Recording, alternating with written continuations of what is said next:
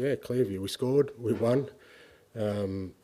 Delighted. So it's incredible. It's the one bit that, literally turning gold into crap when it's Tottenham. Seriously. We're 2-1 up. If we're 2-1 up tomorrow night and we get a penalty in the last minute, I want the best penalty taker to take it. I mean, the one slight against this club is apparently that, it hasn't been a winner. Well, the winner's mentality in the last minute of a game is to score a goal.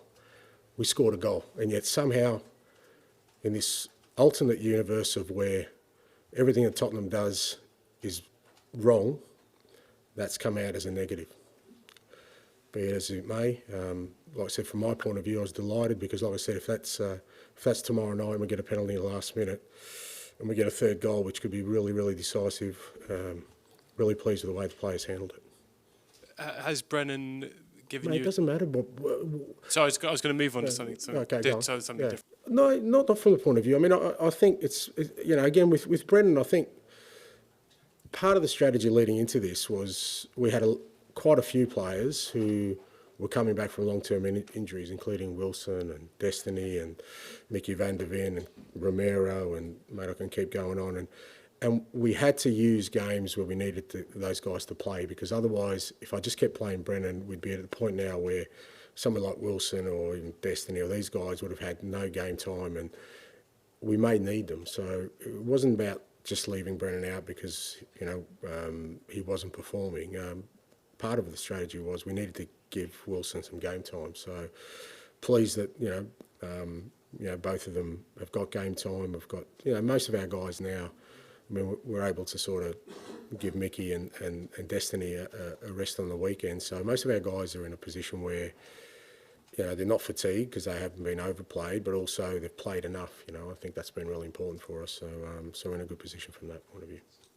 Oh, I can assure you it hasn't been 6-7 weeks, but anyway, I think we've been okay. But again, it's been disruptive because, like I said, we've had to juggle getting players game time with, also resting some players at different times so that we can get to this position where we've got a fairly fit and strong squad to tackle what's ahead. I thought first half on the weekend was really good. I thought there was some real good signs both with and without the ball that the lads are getting stronger in the areas we need them to. I think John wrote, even if we win it, I'm gone anyway. So, that's I'm not saying I'm going to go at you. That's just, I think, the general sentiment of people. So if you're trying to use that as a motivation, you're not going to win that anyway. So there's got to be something more in it for us. And for us, what the most important thing as a group is that, like I said, we've been through a really tough time, but we're still in a position where we can make an impact. And you don't know how often you'll get in those opportunities. Like I said, we're in a quarter-final. I don't know how many times the club's been in a quarter-final of a European competition. Well, you don't want to let that sort of slip you by or have the wrong sort of mindset going into it. So, I think the players are handling it well in terms of how they're trying to embrace this challenge of, you're going to face a top team, but, we have the capabilities to overcome that. Yeah, look, like I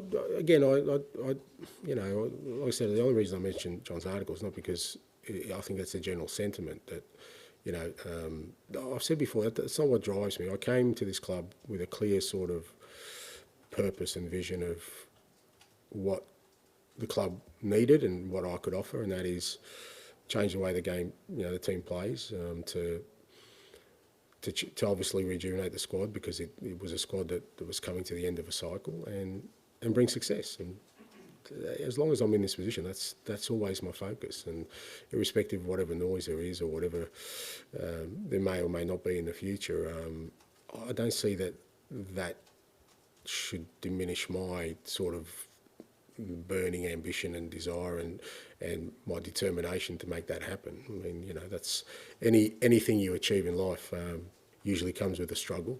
Certainly everything I've achieved in my life has come with a struggle from a professional perspective. So this is just another struggle, but never through this struggle have I thought,